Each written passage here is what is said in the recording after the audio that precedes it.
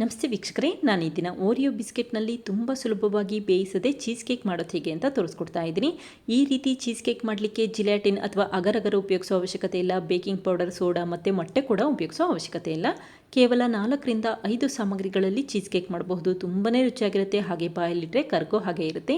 ಬೇಕರಿಯಲ್ಲಿ ಯಾವ ರೀತಿ cheese cake ಇರುತ್ತೆ ಅದೇ ರೀತಿಯಲ್ಲಿರುತ್ತೆ. ಈಗ ನೋಡಿ, ಓರಿಯೋ ಬಿಸ್ಕೆಟ್ ಚೀಸ್ ಕೇಕ್ ಎಷ್ಟು ಚೆನ್ನಾಗಿ ಬಂದಿದೆ ಅಂತ ಗೊತ್ತಾಗ್ತಾ ಇದೆ. ನಾನಿಲ್ಲಿ 3 ಲೇಯರ್ ಆಗಿ ಮಾಡಿಟ್ಕೊಂಡಿದ್ದೀನಿ. ತುಂಬಾ ರುಚಿಯಾಗಿ ಅನಿಸ್ತಾ ಇರುತ್ತೆ.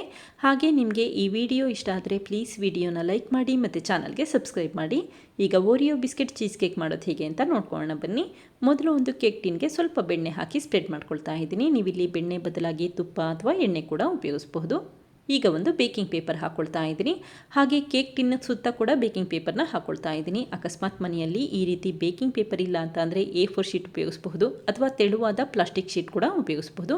ಯಾಕೆಂತಂದರೆ ನಾವು ಈ ಕೇಕ್ನ ಬೇಯಿಸ್ಲಿಕ್ಕೆ ಹೋಗೋದಿಲ್ಲ, ಹಾಗಾಗಿ ಪ್ಲಾಸ್ಟಿಕ್ ಶೀಟ್ ಕೂಡ ಉಪಯೋಗಿಸಿದ್ರೂ ತೊಂದರೆ ಇಲ್ಲ.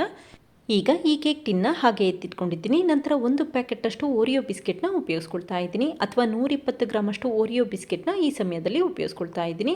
ನಂತರ ಈ ಬಿಸ್ಕೆಟ್ಗಳನ್ನ ನಿಧಾನಕ್ಕೆ ಕಟ್ ಮಾಡ್ಕೊಳ್ತಾ ಇದ್ದೀನಿ. ತುಂಬ ಸಣ್ಣದಾಗಿ ಕಟ್ ಮಾಡ್ಕೊಳ್ಳೋ ಅವಶ್ಯಕತೆ ಇಲ್ಲ. ಒಂದು ಬಿಸ್ಕೆಟಲ್ಲಿ 2ರಿಂದ 3 ಭಾಗವಾಗಿ ಮಾಡಿಟ್ಕೊಂಡೆ ಸಾಕು. ಈಗ ನೋಡಿ, ಕಟ್ ಮಾಡಿರುವಂಥ ಬಿಸ್ಕೆಟ್ ರೆಡಿ ಆಗಿದೆ. ನಂತರ ಈ ಬಿಸ್ಕೆಟ್ ಪೀಸಸ್ಗಳನ್ನ ಮಿಕ್ಸಿ ಜಾರ್ಗೆ ಹಾಕ್ಕೊಳ್ತಾ ಇದ್ದೀನಿ. ಹಾಗೆ ಮಿಕ್ಸಿ ಜಾರಿನಲ್ಲಿ ನೀರಿನಂಶ ಇರಬಾರ್ದು, ಆ ರೀತಿ ಬಟ್ಟೆಯಲ್ಲಿ ಚೆನ್ನಾಗಿ ಒರೆಸಿಟ್ಕೊಳ್ಳಿ.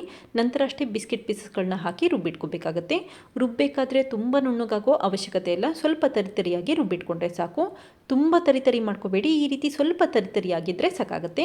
ಈಗ ನೋಡಿ, ಬಿಸ್ಕೆಟ್ ಪುಡಿ ರೆಡಿಯಾಗಿದೆ. ಇದನ್ನೀಗ ಮತ್ತೊಂದು ಬೌಲ್ಗೆ ಎತ್ತಿಟ್ಕೊಳ್ತಾ ಇದ್ದೀನಿ.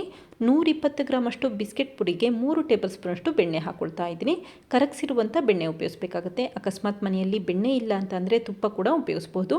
3 ಟೇಬಲ್ ಸ್ಪೂನಷ್ಟು ತುಪ್ಪ ಉಪಯೋಗಿಸ್ಕೊಳ್ಳಿ. ತುಪ್ಪದಲ್ಲಿ ಆದಷ್ಟು ಮಸಾಲೆ ಕಡಿಮೆ ಇರುವಂಥ ತುಪ್ಪ ಉಪಯೋಗಿಸ್ಕೊಳ್ಳಿ, ಆವಾಗ ಚೆನ್ನಾಗಿ ಫ್ಲೇವರ್ ಬರುತ್ತೆ ಅಂತಷ್ಟೇ. ತುಂಬ ಮಸಾಲೆ ಹಾಕಿರುವಂಥ ತುಪ್ಪ ಉಪಯೋಗಿಸ್ಬೇಡಿ. ಈಗ ನಿಧಾನಕ್ಕೆ ಮಿಕ್ಸ್ ಮಾಡ್ಕೊಳ್ತಾ ಇದ್ದೀನಿ. ಈ ರೀತಿ ಸ್ವಲ್ಪ ಬಣ್ಣ ಬದಲಾಗಬೇಕು, ಅಲ್ಲಿವರೆಗೂ ಮಿಕ್ಸ್ ಮಾಡ್ಕೊಳ್ತಾ ಬನ್ನಿ. 1 ಪ್ಯಾಕೆಟಷ್ಟು ಓರಿಯೋ ಬಿಸ್ಕೆಟ್ಗೆ 3 ಟೇಬಲ್ ಸ್ಪೂನಷ್ಟು ಬೆಣ್ಣೆ ಉಪಯೋಗಿಸಬೇಕಾಗುತ್ತೆ. ಈಗ ಮಾಡಿಟ್ಟಿರುವಂಥ ಓರಿಯೋ ಬಿಸ್ಕೆಟ್ ಮಿಶ್ರಣ ಈ ರೀತಿ ಕೇಕ್ ಟಿನ್ಗೆ ಹಾಕ್ಕೊಳ್ತಾ ಇದ್ದೀನಿ. ಈಗ ನಿಧಾನಕ್ಕೆ ಎಲ್ಲ ಕಡೆ ಒಂದೇ ಸಮನಲ್ಲಿ ಸ್ಪ್ರೆಡ್ ಮಾಡ್ಕೋಬೇಕಾಗತ್ತೆ. ಹಾಗೆ ಬಿಗಿಯಾಗಿ ಪ್ರೆಸ್ ಮಾಡಿಕೊಂಡು ಸ್ಪ್ರೆಡ್ ಮಾಡ್ಕೊಳ್ತಾ ಬನ್ನಿ. ಈ ರೀತಿ ಒಂದ್ಸರಿ ಸ್ಪ್ರೆಡ್ ಮಾಡ್ಕೊಳ್ತಾ ಬನ್ನಿ. ನಂತರ ಒಂದು ಸ್ಟೀಲ್ ಕಪ್ಪಲ್ಲಿ ಸ್ಪ್ರೆಡ್ ಮಾಡ್ಕೋಬೇಕಾಗುತ್ತೆ. ಸ್ಪ್ರೆಡ್ ಮಾಡಬೇಕಾದ್ರೆ ಬಿಗಿಯಾಗಿ ಪ್ರೆಸ್ ಮಾಡಿಕೊಂಡು ಸ್ಪ್ರೆಡ್ ಮಾಡ್ಕೊಳ್ತಾ ಬನ್ನಿ, ಆವಾಗ ಕಟ್ ಮಾಡಲಿಕ್ಕೆ ಸುಲಭ ಆಗುತ್ತೆ ಅಂತಷ್ಟೇ. ಈಗ ನೋಡಿ, ನೀಟಾಗಿ ಒಂದೇ ಸಮನಲ್ಲಿ ಸ್ಪ್ರೆಡ್ ಮಾಡಿ ಇಟ್ಕೊಂಡಿದ್ದೀನಿ. ನಂತರ ಈ ಕೇಕ್ ಟಿನ್ನ ಒಂದು 10 ನಿಮಿಷ ಫ್ರಿಜ್ಜಲ್ಲಿ ಸೆಟ್ ಆಗಲಿಕ್ಕೆ ಹಾಗೆ ಇಟ್ಕೊಳ್ತಾ ಇದ್ದೀನಿ. ಈಗ ಮತ್ತೆ 4 ಬಿಸ್ಕೆಟ್ಗಳನ್ನ ಸಣ್ಣ ಸಣ್ಣ ಪೀಸಸ್ಗಳಾಗಿ ಕಟ್ ಮಾಡ್ಕೊಳ್ತಾ ಇದ್ದೀನಿ. ಆದಷ್ಟು ಸಣ್ಣದಾಗಿ ಕಟ್ ಮಾಡ್ಕೊಳ್ತಾ ಬನ್ನಿ. ಹಾಗೆ ಈ ಪ್ಲೇಟ್ನು ಕೂಡ ಹಾಗೆ ಎತ್ತಿಟ್ಕೊಂಡಿದ್ದೀನಿ. ಈಗ ಮತ್ತೊಂದು ಬೌಲ್ಗೆ 1 ಕಪ್ಪಷ್ಟು ತುಂಬ ತಣ್ಣಗಿರುವಂಥ ಮತ್ತು ಫ್ರಿಜ್ಜಲ್ಲಿರುವಂಥ ವಿಪಿಂಗ್ ಕ್ರೀಮ್ ಹಾಕ್ಕೊಳ್ತಾ ಇದ್ದೀನಿ. ನಾನಿಲ್ಲಿ ನಾನ್ ಡೈರಿ ವಿಪಿಂಗ್ ಕ್ರೀಮ್ ಉಪಯೋಗಿಸ್ಕೊಂಡಿದ್ದೀನಿ. ನೀವಿಲ್ಲಿ ಡೈರಿ ವಿಪಿಂಗ್ ಕ್ರೀಮ್ ಕೂಡ ಉಪಯೋಗಿಸಬಹುದು. ಈಗ ನಿಧಾನಕ್ಕೆ ವಿಸ್ಕ್ ಮಾಡ್ಕೊಳ್ತಾ ಇದ್ದೀನಿ. ಎಲೆಕ್ಟ್ರಿಕ್ ಬೀಟರಲ್ಲಿ ವಿಸ್ಕ್ ಮಾಡ್ಕೊಳ್ತಾ ಇದ್ದೀನಿ. ಅಕಸ್ಮಾತ್ ಮನೆಯಲ್ಲಿ ಎಲೆಕ್ಟ್ರಿಕ್ ಬೀಟರ್ ಇಲ್ಲ ಅಂತ ಅಂದರೆ ಹ್ಯಾಂಡ್ ವಿಸ್ಕರಲ್ಲಿ ಕೂಡ ವಿಸ್ಕ್ ಮಾಡ್ಕೋಬಹುದು. ಹ್ಯಾಂಡ್ ವಿಸ್ಕರಲ್ಲಾದರೆ ಒಂದು 15ರಿಂದ 20 ನಿಮಿಷ ವಿಸ್ಕ್ ಮಾಡಿಟ್ಕೊಂಡ್ರೆ ಸಾಕು, ಬೇಗ ಗಟ್ಟಿಯಾಗಿಬಿಡುತ್ತೆ. ಈಗ ನೋಡಿ, 5 ನಿಮಿಷದಲ್ಲಿ ಬೇಗ ಗಟ್ಟಿಯಾಗಿದೆ. ಇದಕ್ಕೀಗ 2 ಟೇಬಲ್ ಸ್ಪೂನಷ್ಟು ಸಕ್ಕರೆ ಪುಡಿ ಹಾಕ್ಕೊಳ್ತಾ ಇದ್ದೀನಿ. ಸಕ್ಕರೆ ಪುಡಿ ಹಾಕೋದಿಲ್ಲಿ ಆಪ್ಷನಲ್. ವಿಪಿಂಗ್ ಕ್ರೀಮಲ್ಲೇ ಸಕ್ಕರೆ ಪುಡಿ ಹಾಕಿರ್ತಾರೆ, ನೋಡಿ ಸಕ್ಕರೆ ಪುಡಿ ಬೇಕು ಅನ್ಸಿದ್ರೆ ಹಾಕೊಳ್ಳಿ, ಬೇಡ ಅಂತಂದರೆ ಹಾಕದೇ ಇದ್ರೂ ಕೂಡ ನಡೆಯುತ್ತೆ. ಈಗ ಮತ್ತೆ ಒಂದ್ಸರಿ ವಿಸ್ಕ್ ಮಾಡ್ಕೊಳ್ತಾ ಇದ್ದೀನಿ. ಈ ರೀತಿ ಸಕ್ಕರೆ ಪುಡಿ ವಿಪಿಂಗ್ ಕ್ರೀಮಲ್ಲಿ ಬೆರಿಬೇಕು, ಅಲ್ಲಿವರೆಗೂ ವಿಸ್ಕ್ ಮಾಡಿ ಇಟ್ಕೊಂಡ್ರೆ ಸಾಕು.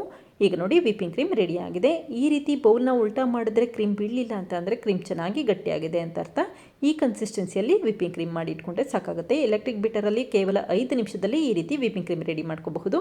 ಈಗ ಮಾಡಿಟ್ಟಿರುವಂಥ ವಿಪಿಂಗ್ ಕ್ರೀಮ್ನ ಸ್ವಲ್ಪ ಭಾಗದಷ್ಟು ಈ ರೀತಿ ಮತ್ತೊಂದು ಬೌಲ್ಗೆ ಎತ್ತಿಟ್ಕೊಳ್ತಾ ಇದ್ದೀನಿ. ಕೇಕ್ ಮೇಲೆ ಡೆಕೋರೇಟ್ ಮಾಡಲಿಕ್ಕೆ ಈ ಕ್ರೀಮ್ನ ಉಪಯೋಗಿಸಬಹುದು ಅಂತಷ್ಟೇ. ಈಗ ನೋಡಿ, ಒಂದು ಸಣ್ಣ ಬೌಲಲ್ಲಿ ಎತ್ತಿಟ್ಟಂಥ ಕ್ರೀಮ್ಗೆ ಸ್ವಲ್ಪ ಫುಡ್ ಕಲರ್ ಉಪಯೋಗಿಸ್ಕೊಳ್ತಾ ಇದ್ದೀನಿ. ನಾನಿಲ್ಲಿ ಪಿಂಕ್ ಕಲರ್ ಫುಡ್ ಕಲರ್ ಉಪಯೋಗಿಸ್ಕೊಂಡಿದ್ದೀನಿ. ನಿಮಗೆ ಯಾವ ರೀತಿ ಬೇಕೋ ಆ ಕಲರ್ನ ಉಪಯೋಗಿಸಬಹುದು. ಈಗ ನಿಧಾನಕ್ಕೆ ಒಂದ್ಸರಿ ಮಿಕ್ಸ್ ಮಾಡ್ಕೋಬೇಕಾಗುತ್ತೆ. ಈ ರೀತಿ ಮಿಕ್ಸ್ ಮಾಡಿದ ನಂತರ ಈ ಬೌಲ್ನ ಫ್ರಿಜ್ಜಲ್ಲಿ ಸೆಟ್ ಆಗಲಿಕ್ಕೆ ಹಾಗೆ ಇಟ್ಕೊಳ್ತಾ ಇದ್ದೀನಿ. ಕೇಕ್ ಮೇಲೆ ಯಾವಾಗ ಡೆಕೋರೇಟ್ ಮಾಡ್ತೀರಾ ಆವಾಗ ತೆಗೆದಿಟ್ಕೊಂಡೆ ಸಾಕಾಗುತ್ತೆ. ಈಗ ಮತ್ತೊಂದು ಬೌಲ್ಗೆ 100 ಗ್ರಾಮಷ್ಟು ಕ್ರೀಮ್ ಚೀಸ್ ಉಪಯೋಗಿಸ್ಕೊಳ್ತಾ ಇದ್ದೀನಿ. ನೀವು ಅಂಗಡಿಯಲ್ಲಿ ಕೇಳಿದ್ರೆ ಕ್ರೀಮ್ ಚೀಸ್ ಅಂತ ಕೇಳಿದ್ರೆ ಖಂಡಿತ ಸಿಗುತ್ತೆ. ಅಕಸ್ಮಾತ್ ಕ್ರೀಮ್ ಚೀಸ್ ಅಂಗಡಿಯಲ್ಲಿ ತರಿಸಲ್ಲ ಅಂತಂದರೆ ಮನೇಲೂ ಕೂಡ ಮಾಡ್ಕೋಬಹುದು. ನಂತರ 2 ಟೇಬಲ್ ಸ್ಪೂನಷ್ಟು ಸಕ್ಕರೆ ಪುಡಿ ಹಾಕಿ ಒಂದ್ಸರಿ ಮಿಕ್ಸ್ ಮಾಡ್ಕೊಳ್ತಾ ಇದ್ದೀನಿ. ಕ್ರೀಮ್ ಚೀಸ್ ಅಂದರೆ ಇನ್ನೇನು ಅಲ್ಲ, ಹಾಲನ್ನು ಒಡಿಸಿ ನಂತರ ಶೋಧಿಸಿ ಗಟ್ಟಿ ಇರುವಂಥ ಹಾಲನ್ನು ಮಿಕ್ಸಿ ಜಾರಿನಲ್ಲಿ ರುಬ್ಬಿಟ್ಕೊಂಡ್ರೆ ಸಾಕು, ಅದೇ ಕ್ರೀಮ್ ಚೀಸ್. ಈಗ ಮಾಡಿಟ್ಟಿರುವಂಥ ಕ್ರೀಮ್ ಚೀಸ್ನ ನಿಧಾನಕ್ಕೆ ವಿಪಿಂಗ್ ಕ್ರೀಮ್ಗೆ ಹಾಕೋಬೇಕಾಗುತ್ತೆ. 100 ಗ್ರಾಮಷ್ಟು ಕ್ರೀಮ್ ಚೀಸ್ ಉಪಯೋಗಿಸ್ಕೊಂಡಿದ್ದೀನಿ.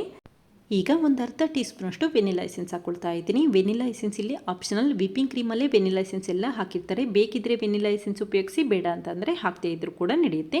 ಈಗ ಒಂದ್ಸರಿ ವಿಸ್ಕ್ ಮಾಡ್ಕೊಳ್ತಾ ಇದ್ದೀನಿ. ಕ್ರೀಮ್ ಚೀಸ್ ಮತ್ತು ವಿಪಿಂಗ್ ಕ್ರೀಮ್ ಬೆರಿಬೇಕು, ಅಲ್ಲಿವರೆಗೂ 1 ನಿಮಿಷ ವಿಸ್ಕ್ ಮಾಡಿ ಇಟ್ಕೊಂಡ್ರೆ ಸಾಕು. ತುಂಬ ಸಮಯ ವಿಸ್ಕ್ ಮಾಡೋ ಅವಶ್ಯಕತೆ ಇಲ್ಲ. ಈಗ ನೋಡಿ ಮಿಶ್ರಣ ರೆಡಿಯಾಗಿದೆ. ಈ ರೀತಿ ಬಂದಿದ್ದರೆ ಸಾಕಾಗುತ್ತೆ. ಹಾಗೆ ಕೇಕ್ ಟಿನ್ನನ್ನು ಕೂಡ ಫ್ರಿಜ್ಜಿಂದ ತೆಗೆದಿಟ್ಕೊಂಡಿದ್ದೀನಿ. ಒಂದು 10 ರಿಂದ 15 ನಿಮಿಷ ಫ್ರಿಜ್ಜಲ್ಲಿ ಸೆಟ್ ಆಗಲಿಕ್ಕೆ ಹಾಗೆ ಇಟ್ಬಿಡಿ. ನಂತರ ಅಷ್ಟೇ ಈ ರೀತಿ ಕ್ರೀಮ್ ಚೀಸ್ ಮಿಶ್ರಣ ಹಾಕೋಬೇಕಾಗುತ್ತೆ.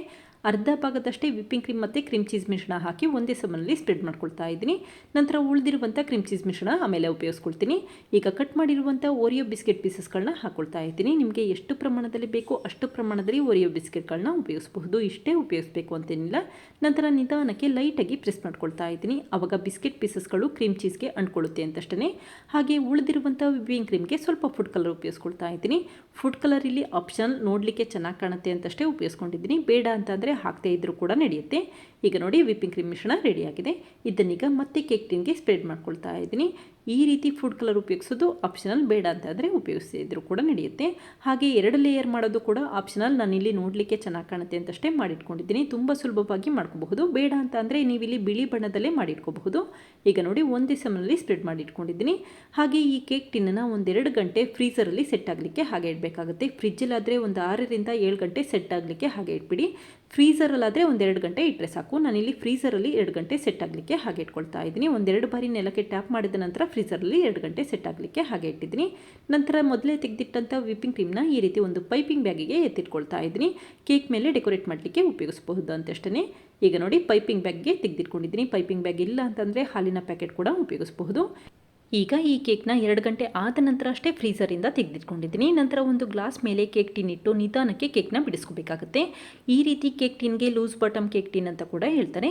ಈಗ ಬೇಕಿಂಗ್ ಪೇಪರ್ನು ಕೂಡ ತೆಗೆದಿಟ್ಕೊಳ್ತಾ ಇದ್ದೀನಿ. ನೋಡಿ ಎಷ್ಟು ಸುಲಭವಾಗಿ ಬೇಕಿಂಗ್ ಪೇಪರ್ನು ಕೂಡ ತೆಗೆದಿಟ್ಕೊಳ್ತಾ ಇದ್ದೀನಿ ಅಂತ ಗೊತ್ತಾಗ್ತಾ ಇದೆ. ಹಾಗೆ ಕ್ರೀಮ್ ಬೇಕಿಂಗ್ ಪೇಪರ್ಗೂ ಕೂಡ ಅಂಟ್ಕೊಂಡಿಲ್ಲ. ಅಕಸ್ಮಾತ್ ಮನೆಯಲ್ಲಿ ಈ ರೀತಿ ಬೇಕಿಂಗ್ ಪೇಪರ್ ಇಲ್ಲ ಅಂತಂದರೆ ತೆಳುವಾದ ಪ್ಲಾಸ್ಟಿಕ್ ಶೀಟ್ ಕೂಡ ಉಪಯೋಗಿಸಬಹುದು. ಈಗ ನೋಡಿ ಕ್ರೀಮ್ ಚೀಸ್ ಕೇಕ್ ರೆಡಿ ಆಗಿದೆ. ಕೊನೆಯದಾಗಿ ಒಂದು ಚಾಕುವಲ್ಲಿ ಈ ರೀತಿ ಎಡ್ಜಸ್ನ ಸ್ಮೂತ್ ಮಾಡ್ಕೋಬೇಕಾಗುತ್ತೆ. ಒಂದೇ ಸಮ ಕಾಣುತ್ತೆ ಅಂತಷ್ಟೇ ಈ ರೀತಿ ಎಡ್ಜಸ್ನ ಸ್ಮೂತ್ ಮಾಡಿ ಇಟ್ಕೊಂಡಿದ್ದೀನಿ. ಹಾಗೆ ಮೊದಲೇ ತೆಗೆದಿಟ್ಟಂಥ ವಿಪಿಂಗ್ ಕ್ರೀಮಿಂದ ಡೆಕೋರೇಟ್ ಮಾಡ್ಕೊಳ್ತಾ ಇದ್ದೀನಿ. ನೋಡಿ ಎಷ್ಟು ಚೆನ್ನಾಗಿ ವಿಪಿಂಗ್ ಕ್ರೀಮ್ ಬರ್ತಾ ಇದೆ ಅಂತ ಗೊತ್ತಾಗ್ತಾ ಇದೆ. ಹಾಗೆ ಈ ರೀತಿ ನಾಸೆಲ್ ಇಲ್ಲ ಅಂತಂದರೆ ಪೇಪರ್ ಕಪ್ನ ಕಟ್ ಮಾಡಿ ಕೂಡ ಇದೇ ರೀತಿ ಡೆಕೋರೇಟ್ ಮಾಡ್ಕೋಬಹುದು. ನಿಮಗೆ ಯಾವ ರೀತಿ ಬೇಕೋ ಆ ರೀತಿ ಡಿಸೈನ್ ಮಾಡ್ಕೊಳ್ಳಿ. ಇದೇ ರೀತಿ ಮಾಡ್ಕೋಬೇಕು ಅಂತೇನಿಲ್ಲ.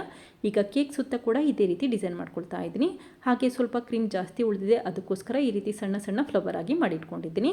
ಹಾಗೆ ಸ್ವಲ್ಪ ಬಿಸ್ಕೆಟ್ಗಳನ್ನ ಕೂಡ ಉಪಯೋಗಿಸ್ಕೊಳ್ತಾ ಇದ್ದೀನಿ. ಬಿಸ್ಕೆಟ್ಗಳನ್ನ ಚಾಕುವಲ್ಲಿ ಮಧ್ಯಭಾಗಕ್ಕೆ ಕಟ್ ಮಾಡಿ ನಂತರ ಕೂಡ ಉಪಯೋಗಿಸ್ಕೊಳ್ತಾ ಇದ್ದೀನಿ.